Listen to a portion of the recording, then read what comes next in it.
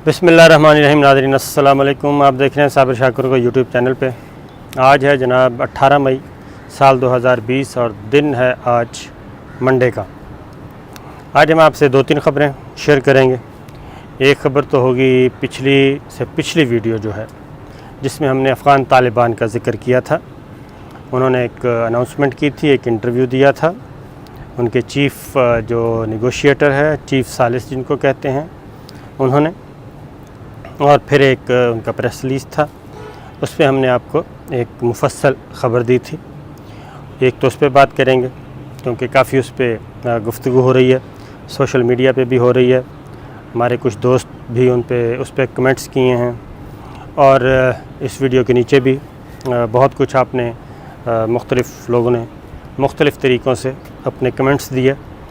एक तो उस पर बात करेंगे और दूसरा हम करेंगे पाकिस्तान के बारे में बात। जनाब, पाकिस्तान में ईद की खुशियाँ जो हैं वो वापस आ रही हैं और लॉकडाउन ख़त्म हो रहा है आहिस्ता आहिस्ता और ज़िंदगी मामूल पे आ रही है। आज सुप्रीम कोर्ट ऑफ पाकिस्तान में भी ये मामला ज़ेर बहस था।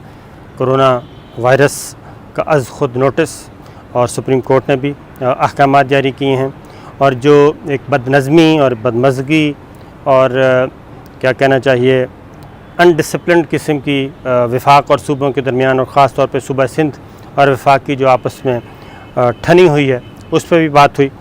तो सबसे पहले मैं आपसे बात करूँगा अफ़गान तालिबान वाली स्टोरी पे। सूरत हाल ये है कि मैंने तारीख़ जो है वो किताबों में भी पढ़ी, लेकिन मुझे तारीख़ पाकिस्तान जो है, तहरीक पाकिस्तान, वो मुझे वालिद साहब ने बताई और मेरे वालिद मरहूम ने, क्योंकि वो हिजरत करके हमारा पूरे का पूरा ख़ानदान तकरीबन 15-20 गांव थे, डिस्ट्रिक्ट हसार, तहसील सरसा और आगे फिर गांव का नाम था दड़बी, इंडिया का है। तहसील सरसा आजकल ज़िला सरसा में आता है और ये पंजाब का इलाका है, मशरक़ी पंजाब का, जो इस वक्त इंडिया का इलाका है, वहाँ से। तो वहाँ से हमारा ये सारे का सारा हमारे पूरा ख़ानदान जो है वो हिजरत करके आया था। एक तो उन्होंने मुझे बताया हुआ है, वालिद साहब मरहूम ने, उंगली पकड़ के जब वो हमें लेके जाते थे, मस्जिद में नमाज़ पढ़ते थे और आते जाते जो सफ़र बातें होती थी, रात को सोने से पहले जो गुफ्तगू होती थी, ये सारी जब मैं बहुत छोटा था। एक बात। दूसरी जो मुझे तारीख़ पाकिस्तान और तहरीक पाकिस्तान मेरी वालदा ने बताई है, क्योंकि वो भी इस हिजरत का हिस्सा थी, जो एक बहुत बड़ी हिजरत हुई जब पाकिस्तान तख्लीक हुआ। तो वहाँ से पाकिस्तान से इंडिया से हिजरत करके पाकिस्तान की तरफ आए।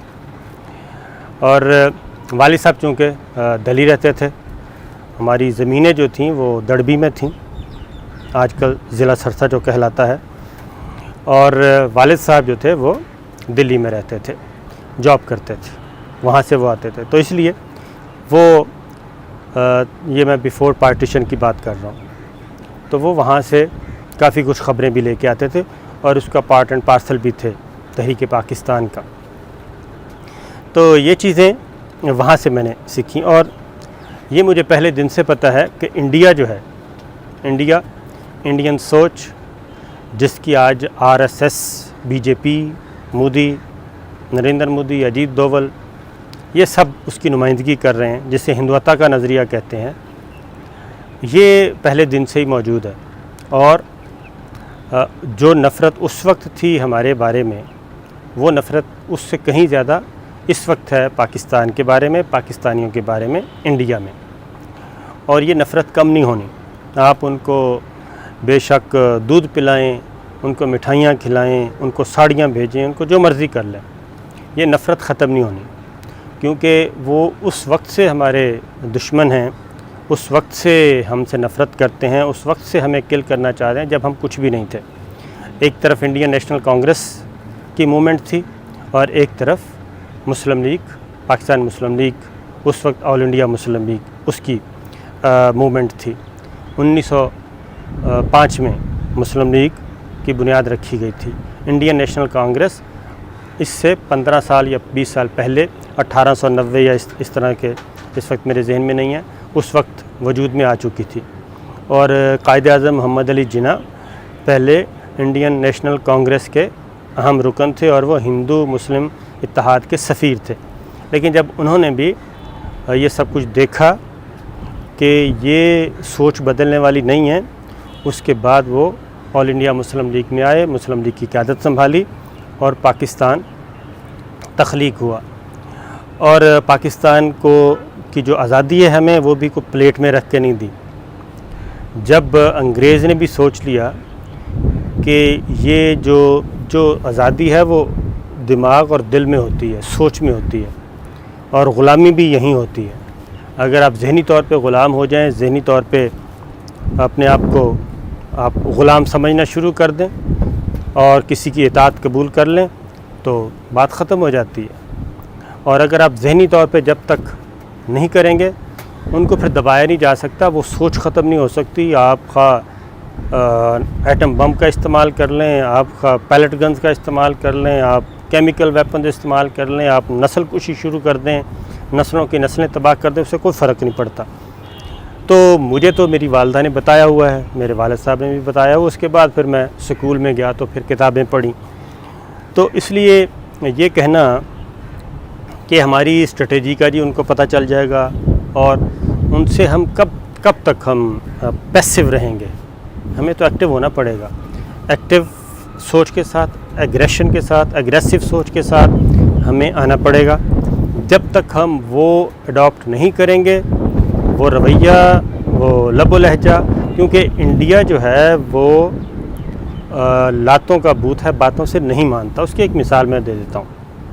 उसको एक मौका मिला 71 में, उसने अपना वार पूरा किया और हमारा एक ईस्ट पाकिस्तान एक अलग किया, बांग्लादेश बना दिया।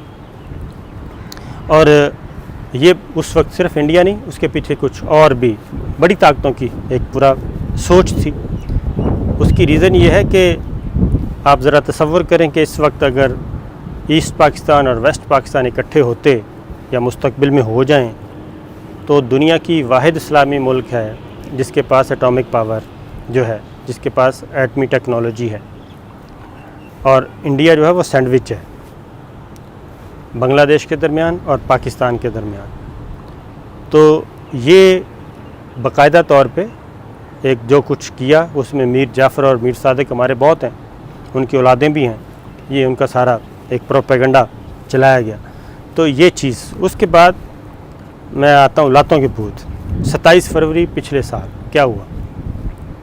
पिछले साल ये हुआ कि पठानकोट एक फॉल्स फ्लैग ऑपरेशन, जो आज भी वज़ीर-ए-आज़म इमरान खान ने कल भी कहा है कि इंडिया जो है एक फॉल्स फ्लैग ऑपरेशन, झूठा ऑपरेशन स्टेज करना चाह रहा है और इल्ज़ाम पाकिस्तान पे आएगा। पठानकोट भी यही था और पठानकोट में भी अब उनके बीजेपी के, आरएसएस के, उनके ऑडियो टेप्स आ चुके हैं, सब कुछ आ चुका है। तो हम जो हैं, मैं तो एक जर्नलिस्ट हूँ, आज़ाद पाकिस्तान का आज़ाद शहरी हूँ, और मैं कोई स्टेट पॉलिसी नहीं बयान करता होता कि स्टेट पॉलिसी क्या है। मेरी एक सोच है, स्टेट पॉलिसी स्टेट ने देनी है, फॉरेन ऑफिस ने देनी है ये चीज़। लेकिन एक चीज़ की खुशी तो होती है जब दुश्मन पे अगर कोई ज़रब कारी लगे तो खुशी तो होती है।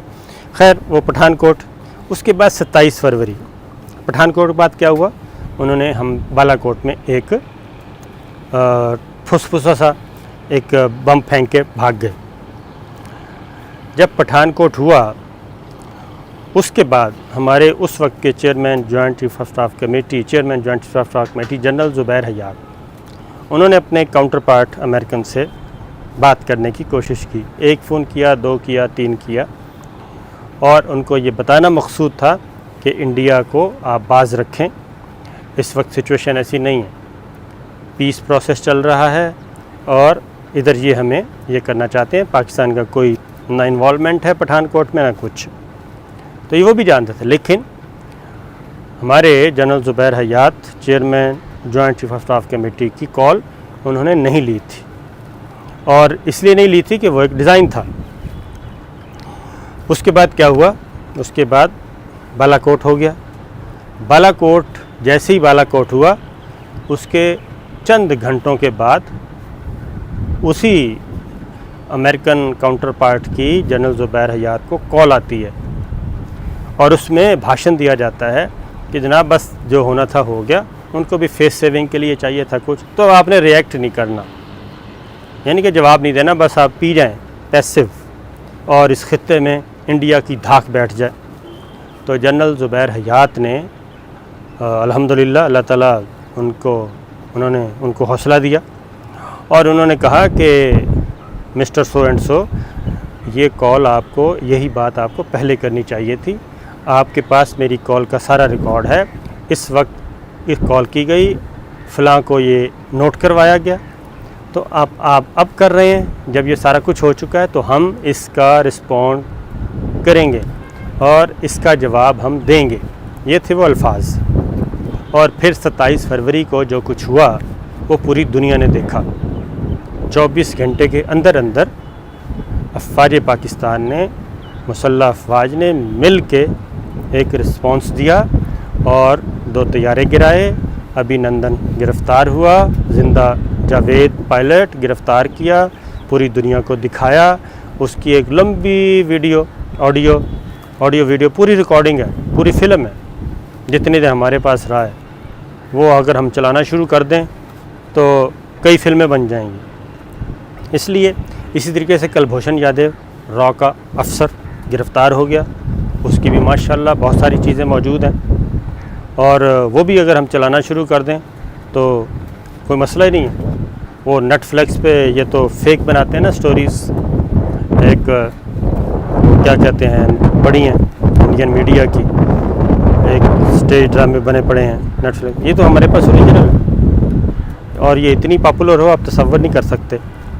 तो खैर, तो अफ़गानिस्तान वापस तो ठीक ठाक मार पड़ी, तो क्या इंडिया ने हमें जवाब दिया, बहुत धमकियाँ दी, हमारे इतने टारगेट कर लिए। उसका जवाब गया कि अगर आप हमें 9 टारगेट करेंगे तो हम आपके 27 टारगेट करेंगे और ये टारगेट करेंगे। तो इंडिया सिर्फ यही ज़ुबान समझता है, क्योंकि दुनिया में अगर आप 3 बड़े दुश्मनों का नाम लेंगे, पाकिस्तान के 3 बड़े दुश्मन, तो उनमें सबसे नंबर 1 इंडिया है, इसके अलावा कोई नहीं है। अब अफ़गान तालिबान पे आ जाएं। अफ़गान तालिबान ने पहले मार खाई अफ़गानियों ने रशियन जिहाद के ख़िलाफ़। उस वक्त यही इंडिया था, यही इंडियन इस्टेब्लिशमेंट थी, यही इंडियन आर्मी थी, यही इंडियन रॉ थी, वो उस वक्त सपोर्ट कर रही थी अब इन्हीं मुजाहिदीन के ख़िलाफ़ रशिया को। 20 साल वो लड़ाई लड़ी। 20 साल के बाद कोई सुख का सांस आया, उसके बाद फिर 9/11 के बाद लड़ाई शुरू हुई। फिर इंडिया ने क्या किया, इंडिया जाके बैठ गया, अमेरिका का पिट्ठू बन के जाके बैठ गया, उसको जनाब हम फ़िक्र ही ना करें। क्या हुआ, शिकस्त-ए-फाश हुई। अब इंडिया का अरबों खरबों डॉलर उनको डूबता हुआ नज़र आ रहा है, चीखे मार रहे हैं वो। अमेरिकन ने और अफ़गान तालिबान ने आपस में मुआहदा कर लिया है, पीस एग्रीमेंट कर लिया है। अशरफ गनी को अपनी मौत नज़र आ रही है, सियासी मौत मुस्तकबिल में। अब्दुल्ला जो हमने आपको ख़बर दी थी, हमने आपको कभी भी गलत खबर नहीं दी। अब्दुल्ला और अशरफ गनी के दरमियान बिल आखिर अब्दुल्ला को, अब अशरफ गनी साहब को वो नया एग्रीमेंट उस पर बात भी कर लेंगे कि उस पर अशरफ गनी साहब ने क्या लूज़ किया और अब्दुल्ला ने क्या गेन किया, और अब्दुल्ला को इस पीस प्रोसेस का चीफ़ बना दिया गया है। वो इसको डील करेंगे, क्योंकि अशरफ गनी साहब की नीयत में खोट है। अशरफ गनी साहब इस वक्त दिल्ली के साथ जुड़े हुए हैं और दिल्ली अशरफ गनी साहब को कह रहा है कि हम फ़िक्र ही ना करें, करना वरना कुछ नहीं है। वो अमेरिकन के साथ मिलके इंडिया कुछ नहीं कर सका, तो वो क्या अशरफ गनी साहब के साथ मिलके इंडिया कुछ करेगा। तो अफ़गान तालिबान भी बच्चे नहीं हैं, उनको भी पता है। तो 20 साल उन्होंने यह मार खाई, 40 साल उन्होंने अपना खून दिया, और वहाँ पे भारतीय कौंसलेट खाने वो क्या कर रहे हैं, वो यही कर रहे हैं कि हमने तालिबान के ख़िलाफ़ एक नई दाइश को कौन सपोर्ट कर रहा है, इंडिया कर रहा है, और किसने करना है। तो इसलिए अगर आप ये तसव्वुर करें कितनी बड़ी, कहते हैं जी हम, अजीत डोवल डॉक्ट्राइन, कितना बड़ा डॉक्ट्राइन है, सोचें ज़रा। क्या क्या फ़लसफ़ा पेश किया गया। वीडियो किसी दिन मैं आपको सारी वीडियोज़ ना उनकी एक ही दफ़ा सुना दूँगा कि वाह वाह वाह वाह जनाब। हमारे पास अजीत डोवल डॉक्ट्राइन क्या है, इसको इंडिया पाकिस्तान के जनाब हिस्से बखरे कर देंगे नाउज़ुबिल्लाह।